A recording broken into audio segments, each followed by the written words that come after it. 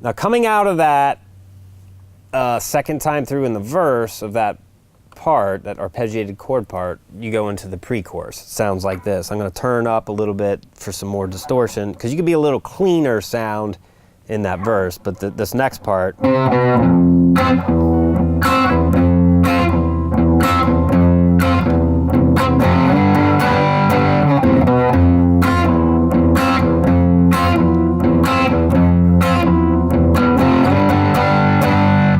So this is kind of like a pre-chorus thing. I was playing that a little slower, and that's what I was talking about his Alex Lifeson's like kind of alternating bass line with this kind of rhythmic chank, I would call it, of a higher chord part of the chord. So in real time, that sounds like.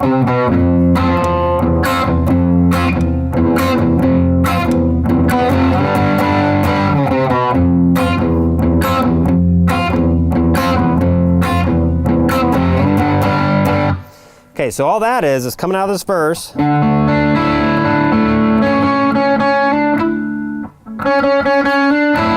You go, so it's 3rd fret A to 2nd fret A. And I'm using my 3rd finger there because it sets me up to play this F chord, basically is what we're going to. And then we have a F, basically a power chord, but you need to bar so you can get the 1st fret B and high E strings. That's that chank part of the chord. And that's real staccato, so you don't want to let it ring. You don't want it to sound like it just.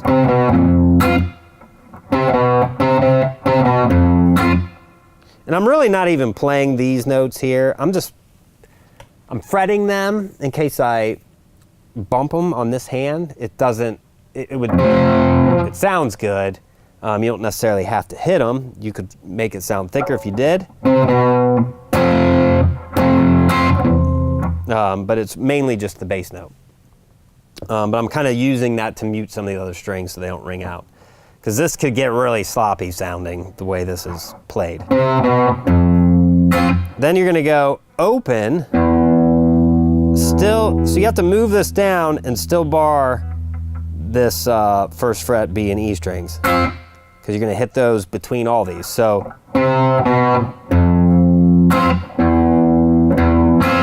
and there's 2 open E's there, so it's, and then back to the F. So.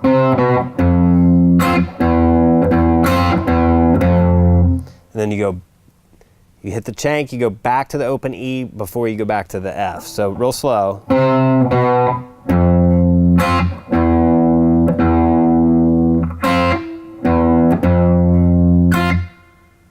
So that's kind of, it was a little more than just one bar of it.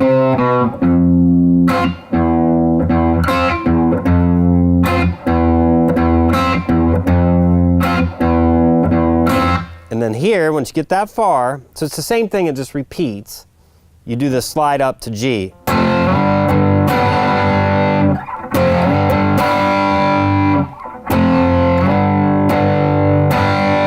Now I'm playing a full G major bar chord there.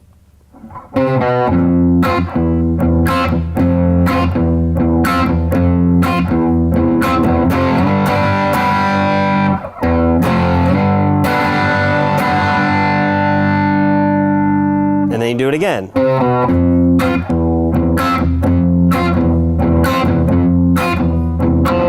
And then here, there's one extra hit if you want to be really particular about it. So he just does one extra 8th note in there. So let me play that whole part in real time.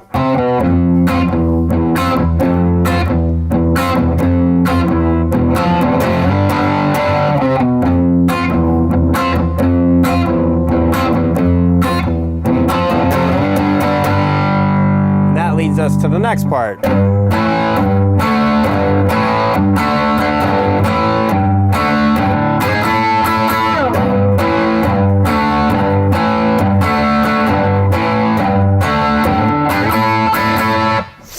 Okay, so this is, I don't know what you'd call it exactly. I call it a chorus in the chart, but with some of these progressive rock songs, who knows exactly what it is. This part's really fun to play, and it's not terribly hard. It's alternating between this G and a power chord and a D power chord. So it's, and there's a slight bend on this G. Then go back to the G, then back to the D, then back to the A. Then this time when you go to the D, you hit it twice. And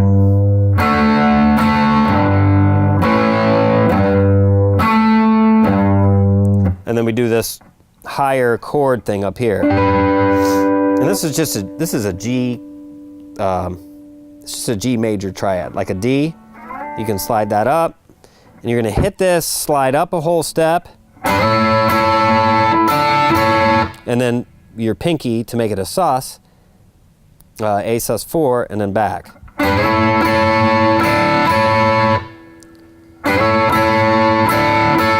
You can see that there. Let me lean back. Like that. And then that part repeats 3 times. So it goes.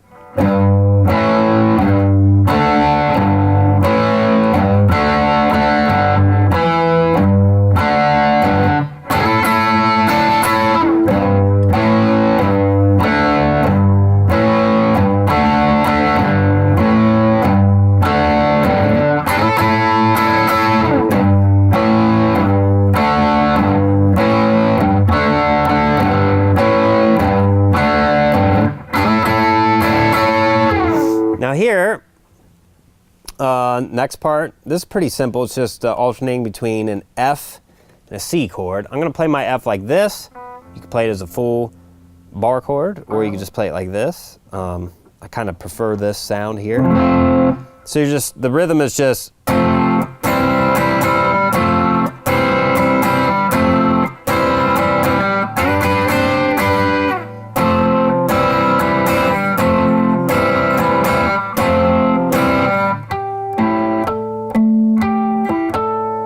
It goes back to that. That's the kind of the whole part. So it's F, C, C, C, F, C, C, C, F, C, C, C. Now you're gonna do this little thing. Another major triad. This one happens to be an F. So you're gonna hit it, slide up a whole step, and then play your sus4 there with your pinky. Then you go back to the F, C, C, C, F, C, C, C, F, C, then back to this intro thing. You just play it once, and then it goes back into another verse. Okay, so that sounds like the whole thing.